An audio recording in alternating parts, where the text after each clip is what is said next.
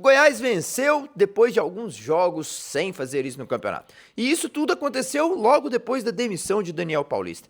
E eu vou começar esse material trazendo a entrevista de Lucas Lima à tona. E eu vi muitos torcedores comentando que foi uma boquinha, que ele deixou algumas indiretas, e eu separei dois trechos, no qual ele fala: Leandrão montou muito bem o nosso time e viemos com estratégia que ela deu certo do início ao fim. Outra fala: Djalma é daqui e ele fico feliz que ele tenha marcado. É um jogador que treina muito e às vezes joga pouco.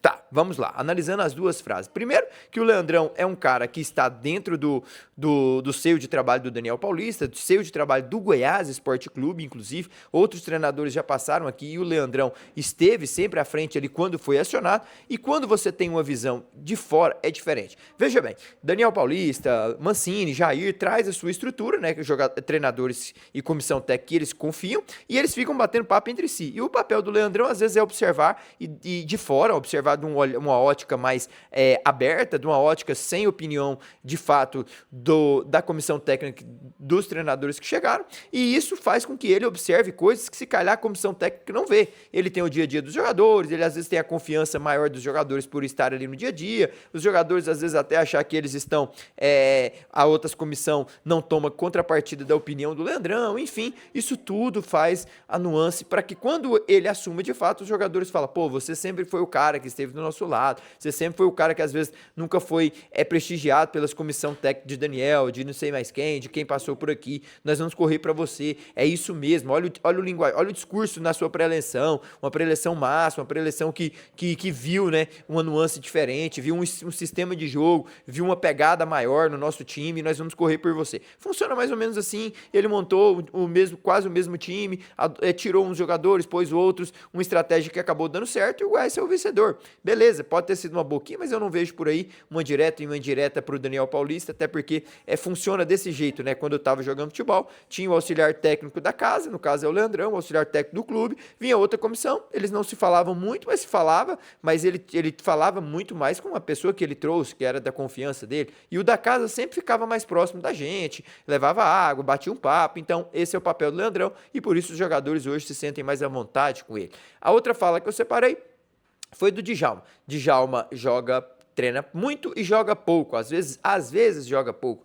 O Lucas Lima usou esse termo. São opções, o Nicolas é um cara da posição, o Nicolas veio do Ceará, de uma prateleira de cima, o Nicolas ganhou a sua posição ali muito bem, então assim, não vejo uma fala tão assim polêmica que queira generalizar. O Lucas Lima jogou bem, exalou um perfume, deu assistência, então ele ficou feliz, né? Toda entrevista ele deu entrevista sorrindo, né? Então não vamos polemizar algo por aí, porque até eu, quando estive lá dentro, não vi algo de polêmica nisso. Joga pouco, às vezes treina muito e joga pouco, mas é uma opinião dele, porque vê o dia a dia, às vezes comunga no mesmo quarto os dois, ali nas concentrações, tem uma amizade, então ele quis meio que defender, também trazer um pouco a tônica, porque o cara fez o gol lá jogando em Recife, então vamos nessa ótica aí, não vejo algo que a gente possa polemizar. Todo momento ele sorri e fala que fica feliz da vitória do Goiás, então quis trazer esse vídeo, essa abertura inicial, falando desse trecho, porque eu já vi muitos torcedores aí, principalmente nas minhas redes sociais, falando que o Lucas Lima mandou boquinha lá pro Daniel, tá vendo? O problema era a comissão técnica, o problema era o técnico. Não, foi uma vitória importante em cima de um time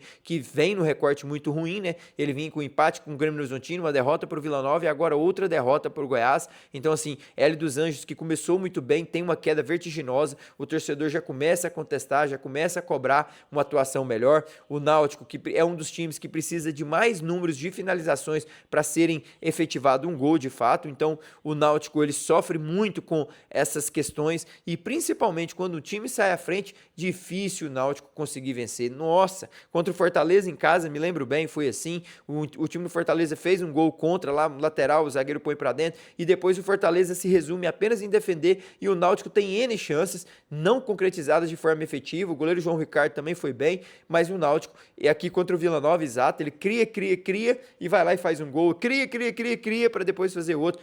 Então é um time que necessita de muitas criações, muitas chances ocasionadas para tentar fazer uma bola para dentro do gol. Então ele funciona basicamente nisso. Não vejo o Náutico no momento bom, mas com certeza eles vão se internamente lá se resolverem. Tem mais um jogo dentro de casa, faz 2 jogos seguidos agora para tentar se recuperar. A última vitória foi contra o Cuiabá, naqueles recortes de 3 jogos dentro de Recife, né? Ele pega o Cuiabá, visita o Sport e pega o Fortaleza, colecionou apenas uma vitória, então ele vem aí de derrota pro Fortaleza, derrota pro Vila Nova, empate com o Grêmio Horizontino e derrota pro Goiás. Então são 12 jogos em que ele colecionou apenas um ponto, fica um pouco mais distante do G6, fica um pouco mais distante ali dos líderes do campeonato, o Criciúma, do Grêmio Horizontino, nas terceiras e segunda posições, e o Vila Nova, que é o líder da competição, ainda isolado, com 28 pontos. Essa rodada de si, ela não foi boa pro Vila Nova, pro rival do Goiás, mas que de fato ela foi boa para todos os outros times que venceram e aproximaram. O Goiás, por exemplo, estava a 10 pontos do líder, agora está a 7, é um recorte muito interessante, 21 pontos, está ali na proximidade,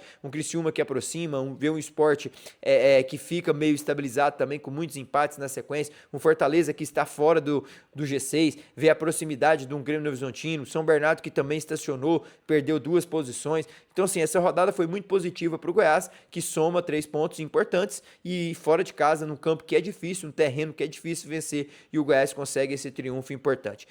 O jogo em si foi um jogo em que o Goiás, no primeiro tempo, eu senti que ele entrou com muito mais vantagem, entrou com determinação, entrou querendo o jogo, né? Lucas Rodrigues fazia aquele papel que é um papel sujo, digamos assim, um papel de matar as jogadas, os contra-ataques, picotar o jogo, para recuperar a bola e entregar para o Lucas Lima, que de fato ele exalou um perfume com qualidade, temporizando o jogo, segurando a bola, fazendo a ligação meio-ataque, assistindo, né? Vem de fora para dentro e assiste no flanco contrário a entrada do Djalma, muito bem, né? Toda a marcação puxa os zagueiros para o lado direito, o Lucas Lima carrega e conduz por dentro e aciona o Djalma, que com 2 toques ele domina e já bate fazendo o gol da vitória. Lucas Lima, para mim, jogou um dos melhores primeiros tempos dentro dessa Série B, fazia tempo que eu não via ele jogar, assumir tal protagonismo, é isso que se pede. Aquele Lucas Lima que deu 11 assistências lá no Sport em 2024, que ajudou o time pernambucano a subir, é esse Lucas Lima assumindo de fato essa camisa 10 tão pesada do Goiás, assumindo esse protagonismo, assistindo, jogando, gritando, falando com os companheiros. Hoje eu vi um Lucas Lima muito mais ativo,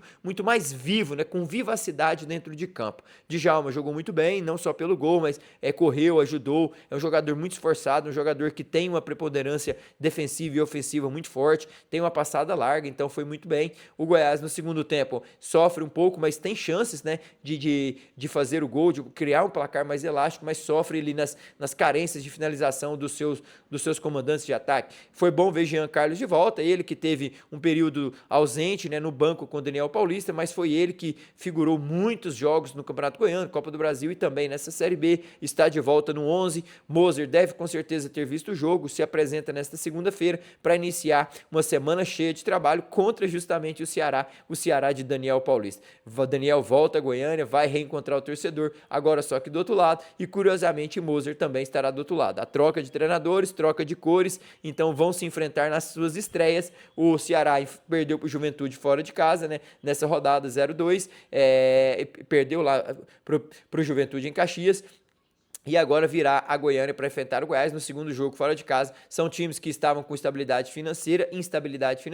O Goiás pagou a CLT, já está mais ou menos resolvida essa situação, e agora só falta o direito de imagem dos jogadores, querendo ou não, já uma demonstração de vontade, de querer resolver a situação. Isso é muito bom e positivo, foi visto dentro de campo, não correu, não venceu porque pagou, mas querendo ou não, jogador e nós na vida pessoal precisamos de motivação. A partir do momento que nós estamos motivados, a partir do momento que nós recebamos uma injeção de motivação, seja ela financeira, seja ela de incentivo, seja ela de algo positivo e propositivo, isso fica muito com mais valia, fica com muito mais valência dentro de campo, e foi o que se viu. Os jogadores hoje de fato mostraram e honraram essa camisa, e que pode ser sim uma virada de chave nessa Série B.